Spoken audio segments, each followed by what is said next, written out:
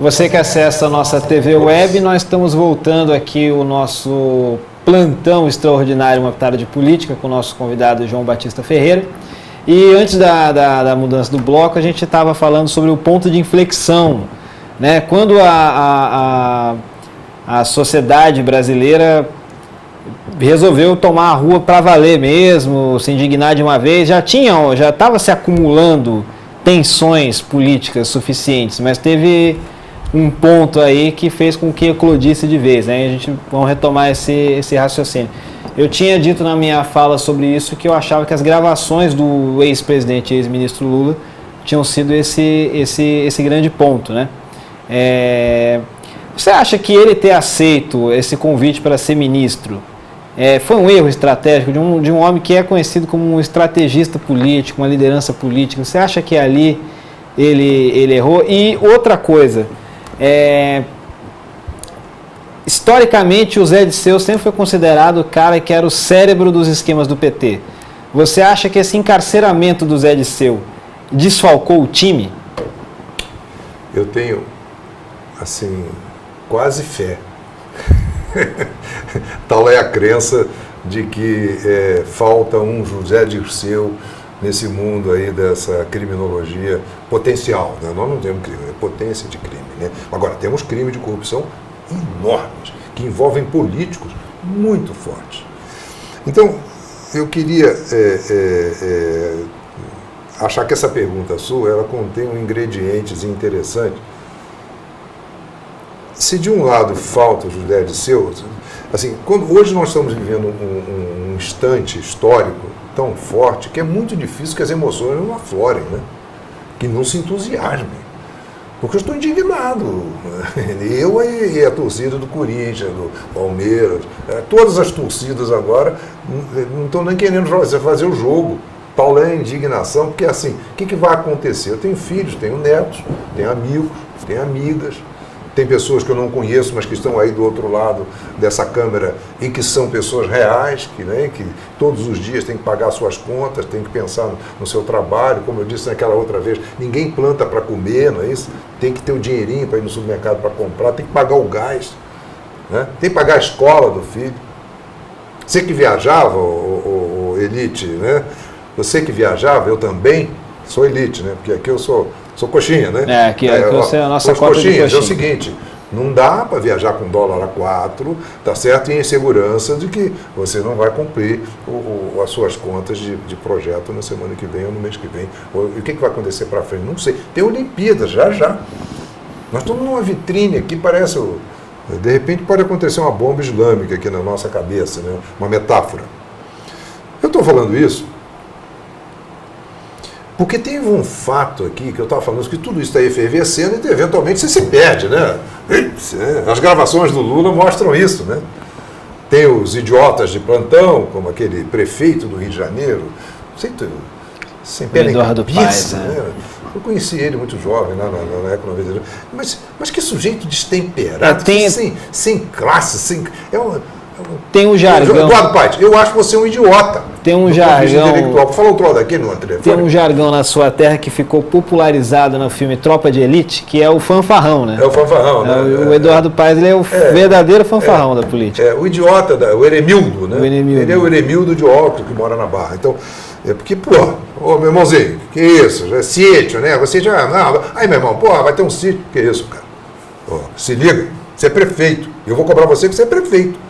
Mas se estivesse lá doidão, queimou ficou na barra, olhando o luau, o luau do amanhecer, porque tinha uma lua ainda no tempo, que você descobriu que a noite e de dia também existe. Não, mas tudo bem, você pode falar o que quiser. Mas como prefeito do Rio de Janeiro, você não pode não, cara. Eu te cobro isso. Eu acho que o Moro teve um assim, porque o juiz, enquanto juiz, ele está aprisionado, né? Porque o ordenamento jurídico só acontece depois que a Constituição está promulgada. A luta para botar de pé aquela Constituição foi uma maluquice, os acordos que foram feitos, as lutas que foram feitas antes, quanto de história, de sacrifício tem para botar aquilo de pé. Aí o nosso amigo lá levanta, está promulgada a Constituição brasileira. Ulisses Guimarães. Cérebro. Que andar com 3 oitão enfiado aqui, não é bobo, né? Não, porque negócio de... Que arma, rapaz? Eu tenho que andar com a arma. Está querendo me dar tiro aí? Acho que mataram ele naquele acidente. Né? Muito mais explicado essa história. Né? Muito esquisito. Bom, essa é a tradição, né? Mataram agora o advogado, né? Repetindo. O que eu quero dizer com isso? Que o Moro é um jovem dedicado lá ao seu trabalho, ele deve ser um brilhante juiz que conhece todo o ordenamento, sabe o que faz, tal, não sei o quê. Mas a indignação da Lava Jato deve ser muito grande. Para qualquer um, até para o Moro. E não vem com esse purismo de ministro do Supremo Tribunal, não, que para ser ministro tem que pedir a bênção lá, senão não é nomeado.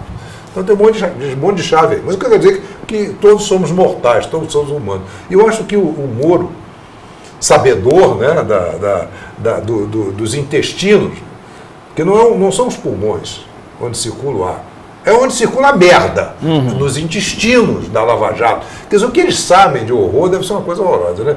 Então, eu acho que o Lula, como pessoa física na PF, ele também está sentindo que a bronca está chegando, a água está batendo aqui no queixo dele e da família, evidentemente, que o filho dele, aquele gênio lá do zoológico, está certo, depois que emergiu, um cara impressionante, né? Como o pai, né? Que veio de Pau de Arara, aquele cara veio lá do zoológico. E do zoológico tornou-se um grande empresário. Então essas pessoas correm o risco de ter cometido algum deslize, aceitado um pagamento de um jantar de um cartão de crédito que não era para fazer, não é isso? Alguma coisa ali. E ele estava assustado com isso. E como dizia o advogado dele, que estudou, meu amigo Cante de Oliveira, lá de Niterói, e do Rio de Janeiro, né, antropólogo, que é dedicado a essas questões jurídicas de polícia, se ele não fosse para o foro privilegiado, que nós estamos aqui, o nosso foro é privilegiado. Aqui é um foro privilegiado. Pode falar o que quiser, porque está previsto na Constituição, somos garantidos pela Constituição. Eu posso falar o que eu quiser aqui. Claro, evidentemente, não posso cometer injúria nem difamação, mas o direito de expressar à vontade. Tá claro. Então, o que acontecia com o Lula?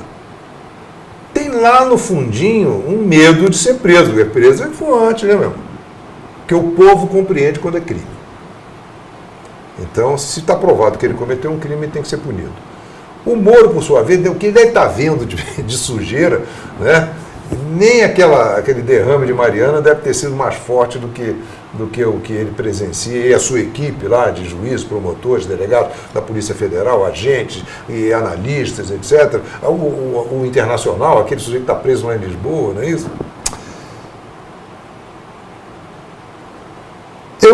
Hoje eu tenho minhas dúvidas, e eu não sou do ramo para poder afirmar, e tenho que falar com o meu sentimento, com a minha emoção. Como eu me emociono, eu acho que... então eu vou falar isso aqui. Então eu acho que o Moro também tem o direito de se indignar. E o Lula está articulando para virar foro privilegiado, e ele aqui com um monte de gravação. O que ele interpretou? A Dilma está na gravação, mas foi a Dilma que ligou para ele. Não é isso? Então, essa relação é fortuita no meu ponto de vista. Mas o que nós queremos saber não é que a Dilma foi gravada. Nós queremos saber são aquelas conversas que, de fato, são conversas da verdade do político, da articulação. Então, o que ficou a nu foi a política e os políticos, os empresários que suportam esse negócio, que pagam a propinalão, que não tem mais tamanho, a sociedade que está sofrendo de uma confusão, porque não tem ordenamento, tá certo? E o jurídico a gente precisa preservar a qualquer preço. Então, se o Moro tiver uma indignação, eu estou com ele. Você acha, então, que o foco deveria ser o conteúdo das gravações e não se vazou, não, deixou de vazar? Lógico. Essa discussão de vazou ou não vazou, o conteúdo... Que ninguém está mais defendendo do conteúdo mais, né? A pessoa está se defendendo do vazamento. Né? Vamos tirar o Lula, vamos tirar a Dilma, vamos prender, vamos fazer... O que é isso? Tem até gente aí na rua dizendo assim, traga os militares de volta. O que é isso? Mas tem, né? Tem equivocados, né? É isso aí, né? A democracia tem esse problema de que permite até que as pessoas sejam contra ela, né? Ela mesma, né? É o pior do sistema. Né? Até que invente um melhor. Exato. É o pior com exceção de todo o resto. É todo o resto, né? Então, assim, nós estamos aqui acostumados agora e gostando de falar. Isso é muito importante. Parabéns por esse programa, William. Porque uma pitada de política tem que ter em qualquer grade de qualquer coisa. E hoje eu acho que tem que ter pitada de política no bar, na esquina, tomando cerveja, namorando, conversando com os filhos, na escola, em tudo quanto é lugar. Onde existe gente tem que ter uma pitada de política, porque nós não podemos ficar neutros nessa história. Hoje você tem que saber quem é o seu presidente mesmo. Tá certo? Se a Dilma cometeu um crime, ela for para o impeachment, quem vai subir é o Michel Temer. Michel Temer é o vice-presidente. Michel Temer tem um rabo, parece pau de galinheiro de tanta confusão que esse cara já tem. Você acha que ele seria um bom presidente? Eu acho que sim. Tá certo? Porque ele é bandido profissional, não é isso?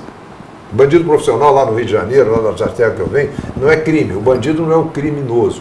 Bandido é uma expressão que quer dizer, como touro bandido, né? Como o bandido lá do bandido e o outro lá, daquela... o boi garantido e o boi caprichoso? Exatamente, aquele negócio de touro bandido. Então, o bandido profissional é uma pessoa altamente competente. O Temer é muito competente, conhece política a fundo, conhece articulação a fundo e conhece poder a fundo. Então, se ele subir, ele é bandido profissional, nesse sentido majestático do termo, ele saberá fazer direito, porque estará a sociedade toda olhando para ele. Porque lá na Itália, na Operação Mãos Limpas, deu de tudo. Mas foi um horror. 5.000 parlamentares presos. Foi um horror. Assim, não limpou a coisa. Mas aí, quem é que virou presidente da Itália logo depois? Aquele do Bunga Bunga. Berlusconi. Silvio Berlusconi. Que está até aqui de corrompição, não é isso? Mas foi ele. Quando houve a revolta estudantil lá na França, em 1968, eu fui testemunha, eu estava lá. Agora, ficou uma ebulição social gigantesca quando os operários então aderiram às reivindicações dos estudantes que queriam uma reforma que mudasse o Estado, que tinha o Estado da Segunda Guerra, já era. De Gaulle teve que convocar eleições, então, aparentemente, o novo venceu. E quem é que foi eleito lá nas eleições convocadas? Georges Pompidou. Um direitista. Então, quer dizer, você na última vez falou uma coisa, eu queria provocar agora, passar para você, William, que você disse uma coisa muito importante naquela nossa última conversa. Isso aqui não é o extra que virou oficial. Virou oficial. O povo sabe o que não quer, não sabe? Eu sei o que eu não quero. Agora, o que eu quero, eu tenho que quebrar a cabeça. Então, meus amigos, a gente sabe, vamos lá, se isso aí é uma verdade, pelo menos uma verdade provisória boa, de carregar debaixo do braço, nós sabemos o que não queremos. E sabendo o que não queremos, temos que quebrar a cabeça para saber o que é que nós queremos. Porque não basta você ficar, se você ficar no não queremos, tá certo? Aí Eduardo Cunha vira seu presidente, você vai achar que cumpriu a obrigação de tirar a Dilma, seu idiota. Não é assim. Tem que pensar o Brasil que nós precisamos ter, tem que pensar na educação que o povo precisa ter, tem que pensar no custo disso, tem que pensar em como nós vamos sobreviver numa crise internacional, tem que pensar em que político nós queremos para governar, tem que pensar muitas coisas. Porque agora a gente sabe que não quer. O que nós não queremos é um Brasil corrupto, na extensão que o Lava Jato, assim, expôs. E aí nesse ponto, Moro, forte.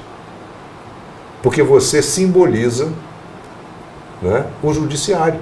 E nós precisamos ter um judiciário competente, que cumpra a Constituição. Você sabe que o Lalau, lembra desse sujeito, tal de juiz, né? Uhum. Ele não era juiz, como é o Moro, não. Não, a mídia escondeu. Ele era juiz classista, nomeado para os embates de discussões trabalhistas. E ele representava um sindicato.